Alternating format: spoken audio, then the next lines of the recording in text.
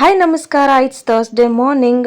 ಒಂದ್ ಕಡೆ ಏರ್ ಫ್ರೈರ್ ಅಲ್ಲಿ ಬೆಂಡೆಕಾಯಿನ ಫ್ರೈ ಮಾಡ್ಲಿಕ್ಕೆ ಇಟ್ಟಿದ್ದೀನಿ. ಕ್ಯಾಬೇಜ್ ಪಲ್ಯ ಕೂಡ ರೆಡಿ ಆಗಿದೆ. ಚಪಾತಿ ಮಾಡಿ ಸ್ಕಂದನ ಎಬ್ಸಿ ಅವನಿಗೂ ಕೂಡ ಸ್ಕೂಲ್ಗೆ ರೆಡಿ ಮಾಡಬೇಕು. ಸ್ಕಂದ ಹೇಳೋವಷ್ಟರಲ್ಲಿ ಬೆಳಗಿನ ಬ್ರೇಕ್ಫಾಸ್ಟ್ ಆಗಿರ್ಬೋದು, ಹಾಗೆ ಮಧ್ಯಾಹ್ನಕ್ಕೆ ಹಸ್ಬೆಂಡ್ಗೆ ಲಂಚ್ ಬಾಕ್ಸ್ ಪ್ರಿಪ್ರೇಷನ್ ಆಗಿರ್ಬೋದು, ಎಲ್ಲದನ್ನು ಮುಗ್ಸಕ್ಕೆ ಆದಷ್ಟು ಟ್ರೈ ಮಾಡ್ತೀನಿ. ಅವ್ನು ಎದ್ಮೇಲೆ ಅವನಿಗೆ ರೆಡಿ ಮಾಡಿಸಿ ತಿನ್ಸೋದೇ ಒಂದು ದೊಡ್ಡ ಕೆಲಸ ಆಗ್ಬಿಡುತ್ತೆ. ಇನ್ನು ಇವತ್ತು ಸ್ಕಂದನ ಸ್ನಾಕ್ ಬ್ರೇಕ್ಗೆ ಅಂತ ಕಾರ್ನ್ ಫ್ರೈ ಮಾಡಿ ಕಳಿಸಿದ್ದೆ.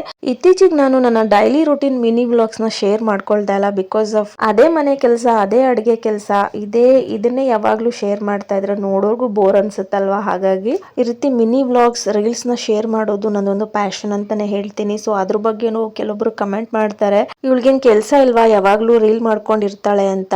ಸೊ ಮಾತಾಡೋರು ಹೆಂಗಿದ್ರು ಮಾತಾಡ್ತಾರೆ ಅಂತ ಮಾತಾಡೋ ಜನಗಳ ಮಾತಿಗೆ ತಲೆ ಕೆಡಿಸ್ಕೊಳ್ಳೋದು ಬಿಟ್ಟು ತುಂಬಾ ದಿನಗಳೇ ಆಯ್ತು. ನೋ ನೀಡ್ ಟು ಕ್ಲಾರಿಫಿಕೇಶನ್ ಅಂತ ಅನ್ಸುತ್ತೆ. ಪಾಸಿಟಿವ್ ಆಗಿ ರೆಸ್ಪಾನ್ಸ್ ಮಾಡೋರಿಗೆ ಥ್ಯಾಂಕ್ ಯು ಸೋ ಮಚ್ ಅಂತ ಹೇಳ್ತೀನಿ. ಲಾಟ್ಸ್